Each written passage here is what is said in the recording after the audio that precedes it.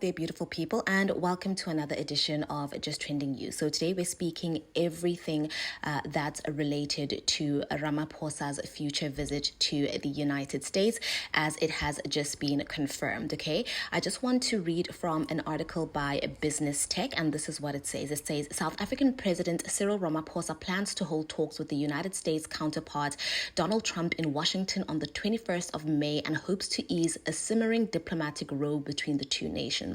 Ramaphosa, who will embark on a working visit to the United States from May 19th to May 22nd, will meet Trump at the White House to discuss bilateral, regional, and global issues of interest.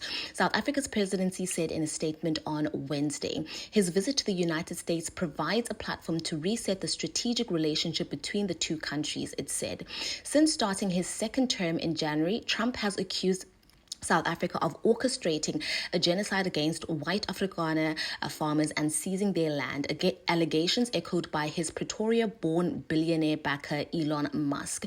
Washington has frozen most aid to the nation, imposed tariffs on its exports, and expelled its ambassador, while offering members of all minority groups refugee status, with a first group arriving in the U.S. on a charter flight this week. There has been no official land seizures in South Africa since apartheid ended in 1994. While police statistics show young black men bear the brunt of violent crime.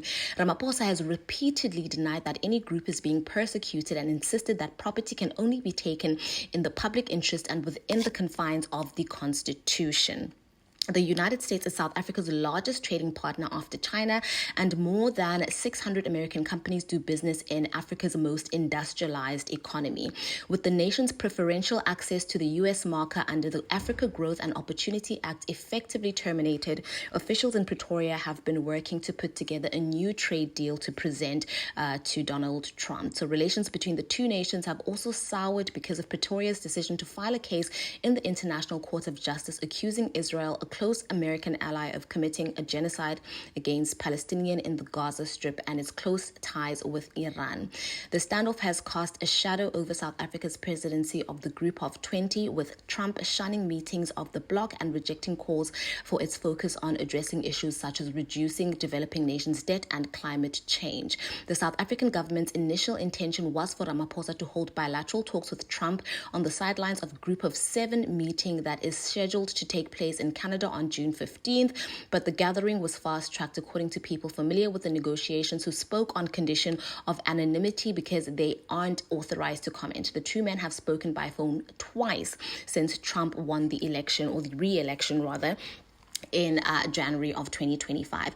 Well, there you have it, ladies and gentlemen. I think the most pressing issue that will be discussed in the talks next week from May 19th to May 22nd is the issue of the purported genocide that is happening against white Afrikaner nationals in South Africa. Obviously, you know, we all know that there is no genocide. Is there crime in South Africa? Absolutely. Is there unemployment in South Africa? Absolutely. But these issues that happen or that are in South Africa are not, you know, exclusive to one particular racial group, but they do rather affect majority of South Africans. And obviously we know that, you know, white South African Afrikaners, or white people in general, are not being targeted directly by any means of economic exclusion, as we have seen statistics that there are 7%, or the number of white people in South Africa is 7%, and they own